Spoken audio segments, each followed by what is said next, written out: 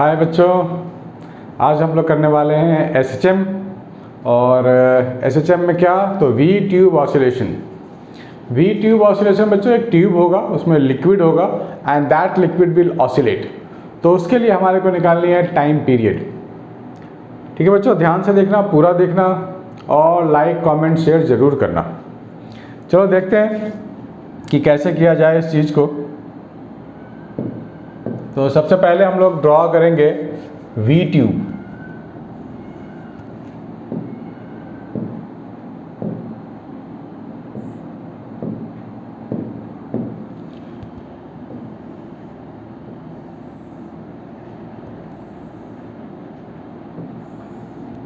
Hopefully आपको दिख रहा होगा साफ साफ बच्चों।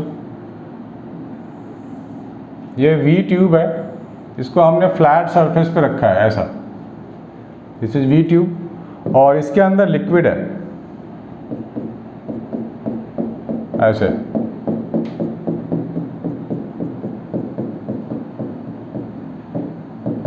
लिक्विड है और यहाँ का जो एरिया है वो यूनिफॉर्म है, cross section area A, cross section area A. ठीक है बच्चों, लिक्विड की डेंसिटी है यहाँ पर रो, लिक्विड की डेंसिटी गिवन है वो रो है। और हमारे पास ये एंगल गिवन है, this is θ1 and this is θ2। ठीक है बच्चों, ये आप लिख सकते हो। और ये ट्यूब के जो क्रॉस सेक्शन एरिया ये ओपन है, फेस इज ओपन। अब हम लोगों ने क्या किया है यहाँ पे कि लिक्विड को इधर से सप्रेस किया है बाय द अमाउंट y ना। लिक्विड को हमने इधर ऐसे सप्रेस किया बाय द अमाउंट y, तो ये लिक्विड थोड़ा ऊपर जाएगा। ठीक है, अभी क्या है कि लिक्विड सेम लेवल में है, इनिशियल पोजीशन में लिक्विड लेवल इज सेम। जब हमने इसको सप्रेस किया तो यहाँ का लिक्विड थोड़ा ऊपर चला जाएगा, यहाँ तक आ जाएगा, इस लेवल तक आ जाएगा। और यहाँ से लिक्विड थोड़ा हटा दो,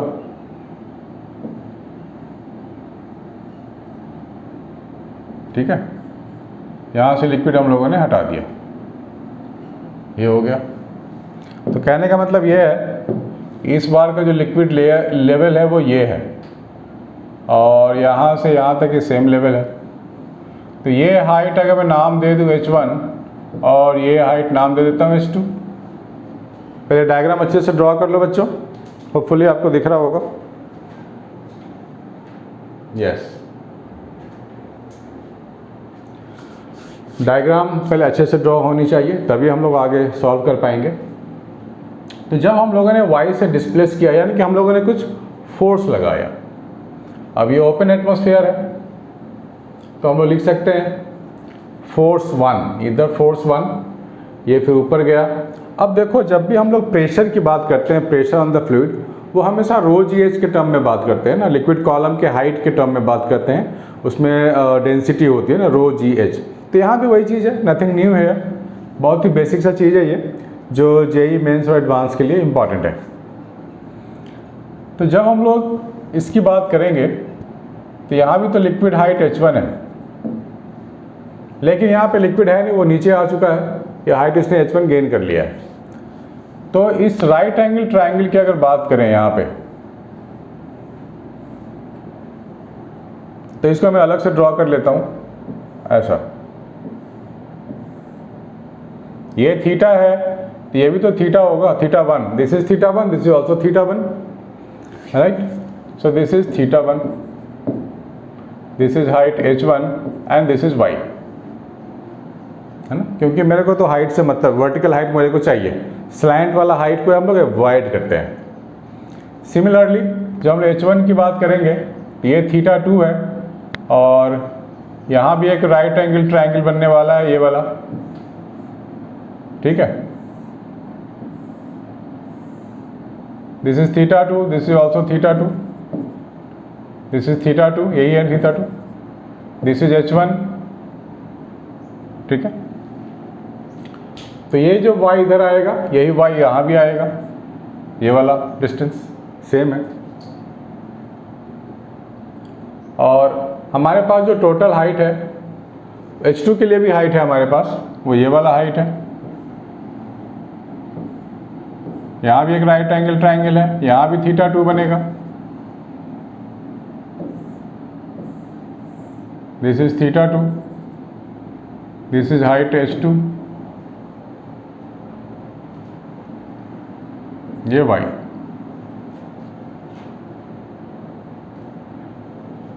ठीक है बच्चों, ध्यान से देखना। तो हमारे को इधर जो फोर्स लगेगा और ये लिक्विड आगे जाएगा, तो ये आगे जो गया हुआ है लिक्विड, ये रिस्टोरिंग फोर्स लगाएगा पीछे की तरफ। ठीक है, तो वो हमें फाइंड करनी है। मान लेते हैं इधर का फोर्स F1 होगा, इधर का फोर्स मान लेते हैं F1 है, और इधर का जो फोर्स है लिक्विड का वो मान लेते हैं F2 है। तो F1 we can write pressure into area, right. इधर से एटमॉस्फेरिक प्रेशर है, इनटू एरिया कर दिया है, तो ये हमारा हो गया है फोर्स F1। जब F2 की बात करेंगे तो क्या लिखेंगे हम लोग, P0 into area plus rho g H1 plus H2 into area. ये फोर्स F2 है जो नीचे की ओर लगेगा। अब नेट फोर्स की बात करें हम लोग, F नेट फोर्स, वो होगा हमारे पास F2 minus F1, this is called restoring force as well. तो F2 माइनस S1 करके देखो आपको क्या मिलेगा, this minus this. Restoring force है बच्चों, तो यहाँ माइनस लगा सकते हैं हम लोग, खुद से ही माइनस लगा सकते हैं, this way is coming down. तो दिस माइनस दिस मेरे को मिल जाएगा रो g H1 plus H2 into area. ठीक है, ये वाला मुझे मिल गया। अब मैं H1 और H2 को यहाँ रिप्लेस करने वाला हूँ। ठीक है बच्चों, रिप्लेस कर देते हैं। तो यहाँ से मेरे को क्या मिलेगा, sign θ1 H1 upon y। Similarly H2 के लिए मैं क्या लिख सकता हूँ यहाँ से, sine θ2 is equal to H2 upon y। तो H1 H2 दोनों को हम लोग रिप्लेस कर देते हैं।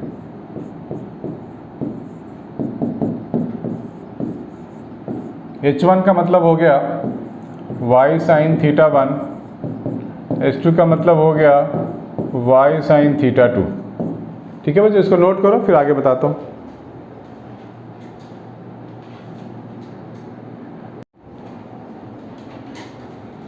तो यहाँ तक आने के बाद हमारे को वहाँ पे y कॉमन ले लेंगे, this is your y common minus के साथ, माइनस तो खैर बाहर ही है, बचा क्या रो जी ए इंटू साइन θ1 प्लस साइन θ2।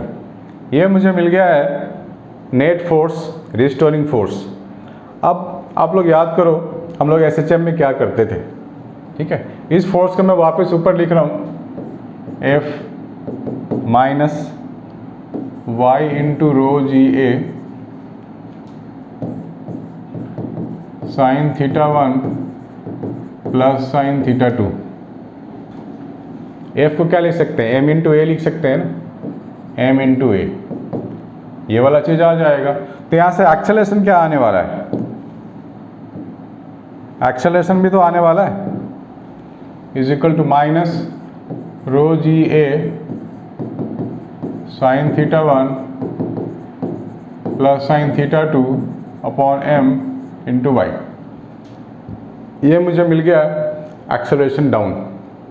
यानी कि SHM के लिए जो कंडीशन था उससे हमारा ये कंडीशन मैच कर रहा है। अब बोलोगे SHM का कंडीशन क्या था, आप लोग याद करो बच्चों, हम लोगों ने किया था एक्सेलरेशन के लिए कंडीशन। वो कंडीशन अगर आपको याद है तो a is equal to minus omega square y, यही तो किया था ना। तो यहाँ से लिख सकते हैं माइनस ओमेगा स्क्वायर वाई। अब दोनों को कंपेयर करो आप और ओमेगा फाइंड कर लो। y के साथ जो भी चीज़ें हैं हमारे पास है, माइनस y के साथ जो भी कोफिशिएंट होता है वही तो ओमेगा स्क्वायर होता है। तो यहाँ से हम लोग ओमेगा स्क्वायर निकाल लेते हैं, इसे मैं हटा देता हूँ। तो ओमेगा स्क्वायर मेरे को मिल गया rho g A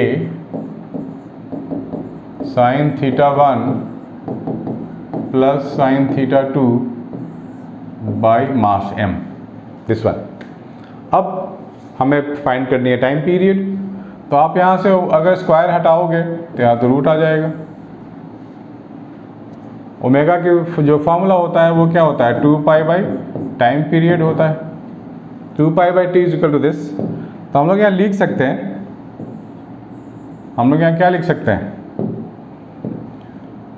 2 pi by time period omega की जगह, तो हमारे को ये पूरा चीज़ मिल गया है। So that means T is equal to 2 pi under root m upon rho g A sine theta 1 plus of sine theta 2। ठीक है, ये मिल गया हमारे को टाइम पीरियड। इसको नोट कर लो बच्चों। अब इसकी खास बात क्या है, देखो अगर मैं इसको V वाले ट्यूब को अगर मैं U वाला ट्यूब बना दूं, U ट्यूब कैसा होता है, ऐसा होता है, ऐसा होता है। मतलब कहा जाए ये 90 डिग्री ले सकते हैं, ये 90 डिग्री ले सकते हैं ना पूरा। तो अगर मैं थीटा 1 90 और थीटा 2 90 ले लूँ तो मुझे मिल जाएगा U ट्यूब ऑसिलेशन। तो कंडीशन क्या लिखेंगे हम लोग, for U tube oscillation, U tube oscillation theta 1 is equal to theta 2 is equal to 90 degree. ये मिल गया मुझे, थीटा 1 90 है, थीटा 2 भी 90 है, यहाँ डाल देंगे तो 2 आ जाएगा, m अपॉन 2 रो जी ए।